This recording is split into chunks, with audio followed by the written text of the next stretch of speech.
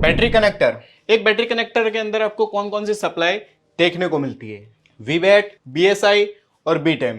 First अगर बात करूं वीबैट की, यानी कि हमारा 3.7 से 4.2 एक बैटरी का वोल्टेज रहता है। अगर मैं इसकी वैल्यू की बात करूं तो हमको 300 से 700 के बीच में जीआर वैल्यू इसको देखने को एक सर्किट के अंदर मिलता है। सेकंड ऑप्शन है बीएसआई। अब बीएसआई सप्लाई का वर्किंग क्या होता है? बैटरी स्टेटस को शो करने का ये बीएसआई की लाइन हमारा काम करती है। अगर मैं स्कीमेटिक डायग्राम के अंदर इंडिकेट करने की बात करूं तो हम इसको आईडी से इंडिकेट करते हैं। नेक्स्ट है हमारा बी टेम्प। बी टेम्प का काम हमारे टेम्परेचर को कंट्रोल करने का रहता है, जिसको स्कीमेटिक डायग्राम के अंदर थर्म के नाम से इंडिकेट किया जाता है। अब इसके वैल्यू की बात की हमने 300 से 700। बीएसआई और बीटेम के अंदर क्या होने वाला है, आप इनको कैसे पहचानेंगे एक बैटरी कनेक्टर के ऊपर? तो आपको इन दोनों में से जिसका भी वैल्यू कम मिलता है मतलब वो आपका बीएसआई है, और जिसका वैल्यू आपको ज्यादा देखने को मिलेगा वो आपका बी टेम्प रहेगा। इसके अंदर आपको क्या क्या फॉल्ट देखने को मिलेंगे? अगर फॉल्ट की बात करूं तो ये लाइनें ओपन हो सकती है, ये लाइनें शॉर्ट हो सकती है। अगर इन लाइनों के जीआर वैल्यू के अंदर हमें अप एंड डाउन देखने को मिलता है, इसका मतलब ये हमारी लीकेज कंडीशन के अंदर है। और अगर इनका जीआर वैल्यू ओके आपको शो होता है, मतलब ये हमारी एक ओके कंडीशन के अंदर होने वाली है। बीएसआई की लाइन प्रॉब्लम होने की वजह से हमें stuck battery, no up and down, या फिर येलो कलर का आपको एक ट्रायंगल देखने को मिल सकता है, या फिर बैटरी कनेक्शन डिस्कनेक्टेड का ऑप्शन देखने को मिल सकता है। आज हम देखने वाले एक बैटरी कनेक्टर के अंदर कौन कौन सी सप्लाईयां होती है, एक बैटरी कनेक्टर किस तरीके से वर्क करता है। यहाँ पे मैंने वीबैट, बीएसआई और बीटेम। देखिए, एक बैटरी कनेक्टर में आपको बैटरी की प्लस लाइन, बीएसआई, बीटेम और ग्राउंड मिलने वाला है। तो फर्स्ट ऑफ हम बात करते हैं वीबैट, यानी बैटरी की पॉजिटिव लाइन, यानी कि 3.7 से 4.2 वोल्टेज की लाइन किस तरीके से सर्किट में वर्क करती है। तो यहाँ पे मैंने एक सर्किट 1 को ड्रॉ किया है कि पुराने जितने सेट होते थे उनके अंदर एक सर्किट किस तरीके से यूज होता था। तो आप देख सकते हैं मैंने यहाँ पे एक बैटरी कनेक्टर ड्रॉ किया है जिसके अंदर पॉजिटिव यानी वीबैट की सप्लाई, बीएसआई और बीटेम की सप्लाई और एक नेगेटिव यानी ग्राउंड की सप्लाई मिलने वाली है। जो पुराने जितने भी सर्किट थे जिसके अंदर सिंगल पावर आईसी को यूज किया जाता था, तो सिंगल पावर आईसी के अंदर वीबैट की सप्लाई ही सारे सेक्शन को दी जाती थी। यानी कि अगर आपका वीबैट का 4 वोल्टेज है, वो आपके पावर आईसी को भी मिलता था, वो आपके पीएफओ यानी नेटवर्क सेक्शन को भी मिलता था, वो आपके चार्जिंग सेक्शन को भी मिलता था, स्पीकर, लाइट और डिस्प्ले, आपके जितने भी अलग अलग सेक्शन थे उन सबको एक ही वोल्टेज यानी वीबैट का डायरेक्ट वोल्टेज मिलता था। फिर उनके साथ सीपीयू अपनी कम्युनिकेशन की लाइनों को अनेबल करके एक सर्किट को वर्किंग प्रोसेस के अंदर यूज किया जाता था। तो ये है हमारा सर्किट 1। सर्किट 2 किस तरीके से होता है, एक प्रोटेक्शन आईसी किस तरीके से यूज होती है, DC to DC converter IC किस तरीके से यूज होती है, जो वोल्टेज को आगे में वीबैट वोल्टेज को वीपीएच वोल्टेज में कन्वर्ट करके आगे किस तरीके से भेजती है, वो सर्किट 2 के अंदर देखते हैं। सर्किट 2 की अगर मैं बात करूं तो यहां पर मैंने एक सर्किट 2 को ड्रॉ किया है जिसके अंदर वीबैट की लाइन है वो 2 आईसी से होकर निकलती है। यानी सर्किट फर्स्ट के अंदर एक ही पावर आईसी से वीबैट का जो सप्लाई है वो हर एक सेक्शन को जा रहा था, 4 वोल्टेज हर एक सेक्शन को जा रहा था। लेकिन सर्किट 2 की बात करूं तो आपको एक प्रोटेक्शन, आपको एक DC to DC converter IC देखने को मिलेगी। यानी कि एक सर्किट के अंदर आपको 2 पावर आईसी या एक बीक्यू, एक पावर आईसी देखने को मिलेगी।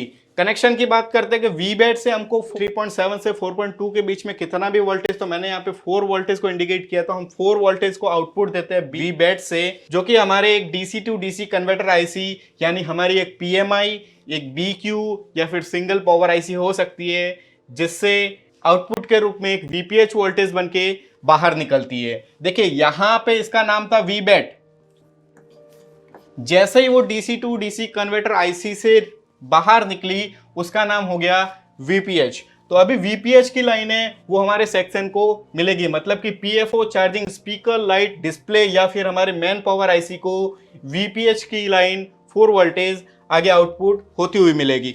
अब ये वीपीएच की लाइन आगे के सर्किट को वर्क करवाने के लिए काम में आने वाली है। अगर आपको इनमें से किसी भी सेक्शन के अंदर शॉर्टिंग दिखी तो वो शॉर्टिंग आपको सिर्फ PMI BQ IC के सिर्फ आगे आगे ही देखने को मिलेगी। वो शॉर्टिंग आपको एक वीबैट कनेक्शन के पास में देखने को नहीं मिलेगी, क्योंकि उसके बीच में एक DC to DC एक प्रोटेक्शन IC लगी हुई है जिसके अंदर PMI BQ हो सकती है।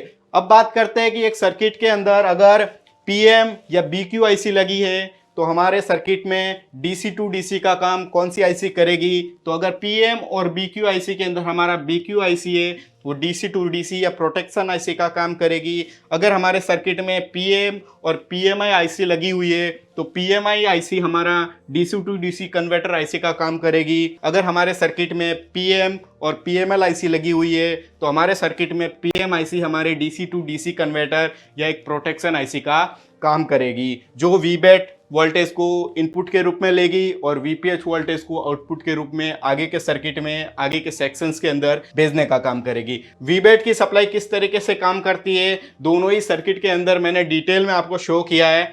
हम इसको बोर्डियों के अंदर भी देखेंगे कि एक प्रैक्टिकली इनको किस तरीके से यूजफुल देखा जाता है। नेक्स्ट टॉपिक पे हम बात करते हैं कि BSI और B-Temp किस तरीके से वर्क करती है, क्योंकि एक बैटरी कनेक्टर के अंदर वीबैट के साथ में आपको BSI और B-Temp भी मिलने वाली है। बैटरी कनेक्टर के अंदर BSI और B-Temp लाइन का वर्किंग कहाँ पे यूज होता है, कौन से सेक्शन के अंदर जाती है। अगर एक ही सर्किट के अंदर दो पावर IC है, एक सर्किट के अंदर पावर IC और चार्जिंग IC लगी हुई है, तो आपका जो BSI और B-Temp का जो सर्किट है वो किस तरीके से होने वाला है, तो मैंने कुछ इस तरीके से यहाँ पे ड्रॉ किया है। फर्स्ट ऑफ हमने बात की थी एक वीबैट के सप्लाई की, तो यहाँ पे वीबैट की जो पॉजिटिव 4 वोल्टेज की जो लाइन है वो एक DC to DC कन्वर्टर से होते हुए VPH वोल्टेज में कन्वर्ट होके आगे के जितने भी सेक्शन है उनको दिया जाता है। हम बात करते हैं BSI और B-Temp की, तो BSI और B-Temp की लाइनें यहाँ पे मैं कुछ सर्किट ड्रॉ किया हूँ जहाँ पे मैंने एक कोयल, एक रजिस्टर और एक PMI IC को लगाया। देख सकते हैं यहाँ पे BSI और B-Temp की लाइन है हमारी PMI IC के अंदर जा रही है, मतलब एक ही IC के अंदर हमारी BSI, एक ही IC के अंदर हमारी B-Temp की लाइन जा रही है। अब बात करते हैं आपको B-Temp की लाइन पे कितना वोल्टेज देखने को मिलेगा। 0.6 से 1.8 वोल्टेज के बीच में आपको B-Temp की लाइन पे वोल्टेज देखने को मिलता है। अगर बात करूं डायरेक्टली, अगर PMI IC से डायरेक्ट लाइन हमारे B-Temp पे कनेक्टर पे आ रही है तो आपको 1.8 वोल्टेज पूरा ही मिलेगा, लेकिन अगर उस लाइन के बीच में एक हाई वोल्टेज रजिस्टर यानी हाई वैल्यू रजिस्टर का यूज किया गया तो वो हमारा 1.8 वोल्टेज कन्वर्ट होके 0.6 वोल्टेज में कन्वर्ट होके हमको बैटरी कनेक्टर पर देखने को मिलता है। अब बात करते हैं कि एक सर्किट के अंदर आपको BSI और B-Temp की लाइन कहाँ पे मिलेगी। अगर आपके सर्किट के अंदर सिंगल पावर IC यूज हुई है, मतलब आपका DC to DC और आपका BSI B-Temp का काम एक सिंगल पावर IC ही करेगी। अगर आपके सर्किट के अंदर एक PM और एक PMI IC लगी हुई है, मतलब आपका BSI और B-Temp का जो काम है वो आपकी एक PMI IC करेगी। अगर आपके सर्किट के अंदर एक PML IC लगी हुई है जिसके अंदर आपका BSI और B-Temp का जो काम है वो आपकी PM IC करेगी। अगर मैं बात करूँ एक PM और एक BQ IC यानी एक DC to DC और एक PM power IC controller IC की बात करूं तो जिसमें हमारा BSI और B-Temp का जो काम है वो हमारी एक PM IC करेगी। तो इस तरीके से सर्किट होता है, इस तरीके से सर्किट यूज होता है मोबाइल के अंदर। उसको और प्रैक्टिकली हम कैसे देखेंगे, अलग अलग सेक्शन जैसे PFO डिस्प्ले लाइट सेक्शन है उनमें वो वोल्टेज प्रैक्टिकली कैसे आप फाइंड आउट कर सकते हैं उनको भी हम डिटेल के अंदर देखेंगे। तो यहाँ पे हमने बैटरी कनेक्टर के पॉजिटिव BSI और B-Temp की लाइन के टॉपिक के बारे में बात किया है, जो सर्किट कुछ इस तरीके से होने वाले हैं।